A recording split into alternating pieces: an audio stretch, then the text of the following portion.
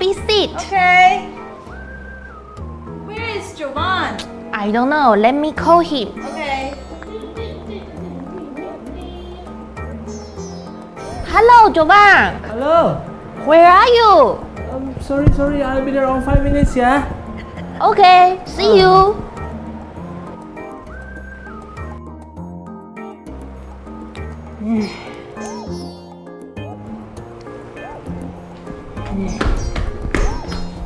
Oh, Iso. It's okay. You should say 对不起。是对不起 ，not 不好意思啊。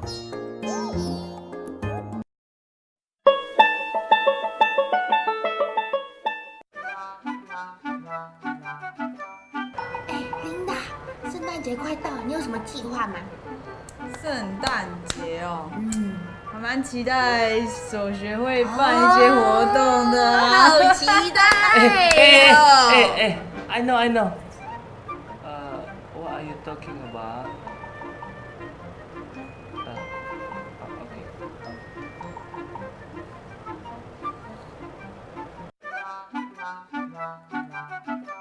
Okay. Linda，圣诞节快到了，你有什么计划吗？圣诞节哦，圣诞节，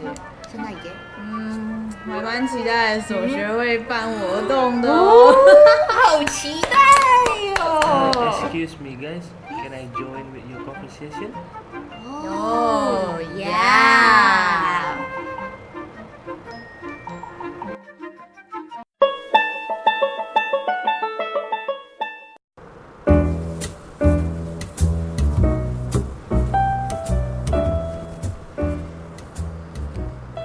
Hello. Are you waiting for a appointment to meet Vice President? Yes, I am. Oh, really? Me too. I'm Linda. I'm Wendy. After exchanging greeting and pleasantries, Linda told Wendy how excited she was about being in France and said, Next week, my son will be arriving here.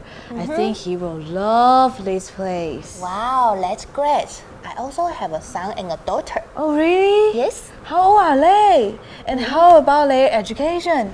Is that good? Do you know my son is good at math? Linda was getting more enthusiastic about the similarities in their lives, but Wendy seemed to getting more distant and she's not keeping up of the conversation. Yeah. Do you know why?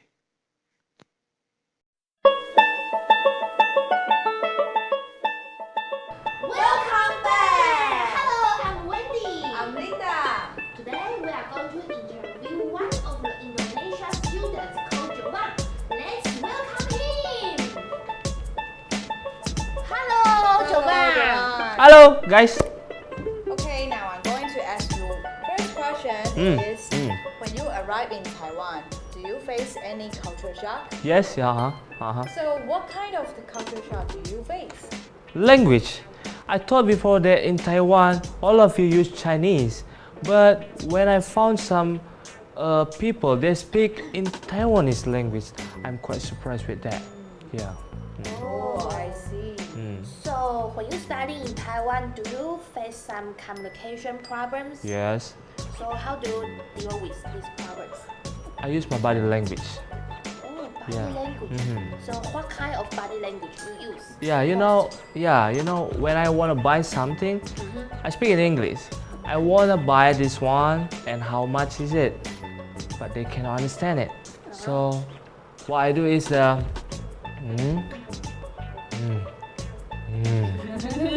mostly they can understand it. Yeah, So is it useful? Yeah, it's really useful. Also interesting, right? So now we are going to introduce other foreign students. Let's check it out. I think the biggest one was like I couldn't explain to people what I wanted because of the language. So if I wanted to eat something or if I wanted to go to somewhere, it was really hard to tell them what I wanted. Oh, of course.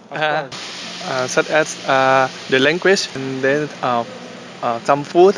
Food? Yeah. All right. And where eat very very spicy food. Oh, spicy food. For here. Then? And then about the couple, they The couple, alright. they show their love to their lover. Mhm. Yeah, like this and such. Hold. All hands and hug like Hugging. this. I little bit see in Thailand. Yes, my main cultural shock is the fact that not many people look like me. So, first, there's not that many foreigners. And second, there's not that many people of my skin color. So, that was a huge cultural shock. Actually, I don't met any cultural shock when I came here. I think once because I also came from one Asian country, so culture is not too different. And yeah, sometimes it's really hard to again explain them what I want or what I don't understand, but they're really helpful. So if you don't understand something, you can just use internet to explain them, and they'll really get it fast. Oh, a lot. A lot. Because I think the problem is maybe for my pronunciation or maybe for their listening. Sometimes we use dictionary, and sometimes we like a body language. Alright, alright. Yes, because my Chinese is not enough to communicate with them, and their English has a heavy accent. So, to resolve that problem, like right now, I use a lot of body gestures and 一点点 and Alright. things like this. Actually, in my case, I don't have met a lot of trouble to communicate with a Taiwanese student because I think their proficiency in English is quite good. So it should be no problem to communicate with them in the daily life conversations. Alright, that's all. Thank you. You're welcome. Okay. Alright, thank you. Okay, so that's all. Thank you, Tamara. Thank you. Thank you. Okay, so thank you. Okay, you're Alright. welcome. We also interview some Taiwanese students who have experience to go abroad. Let's check it out. Yes, I remember when I was in Malaysia, the culture shock I met is that most university students in Malaysia, they have cars, and students in Taiwan I face there. Actually, when I was in Europe, I have met so many people from different countries, and one of them, I have knew a girl, and she can drink a lot of wine in the morning and also smoke together, and it is very special that I saw her can drink wine and smoke a lot simultaneously. And also I also met uh, a, a man from Saudi Arabia, and he told me that in his country they are always being late, just like if you try to meet at 5 o'clock. First started working in the elementary school here, I realized that the students here are so different from the students from Taiwan. By the way, I teach third grade, so basically when they have classes, they just stand up and walk around, wandering around, just looking for like erasers, looking for pencils. So in Taiwan, I think you're not allowed to do that in the classroom, but then here you can just stand up and then walk around. I was quite like shocked at first because I thought that the teacher would at least stop them, but the teacher didn't. Instead, the teacher would like see them walking around, and then if the teacher would just stop them and ask them to go back to their seat. Yes, and when I was in Malaysia, because there are some India students, and because they have kind of strong accent, so it is difficult for me to understand what they mean. So I would ask them to say the sentences again so that I can understand. When I traveled in Czech Republic, actually they didn't speak a lot of English, because Czech Republic is just near Germany, so most of them speak German a lot. So when I was getting lost or face some problems, actually not so many people can help me. And also when I try to talk English to the children there, because their poor English, sometimes we are hard to communicate.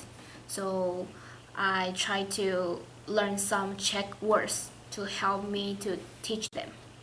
I know that if you speak English to a native speaker, there will be like some misunderstanding between that, because sometimes maybe you're trying to figure out how to say some certain words but you don't have that vocabulary to say that, or sometimes you want to say something, instead that person respond to some other thing. Yeah, that happened to me a lot.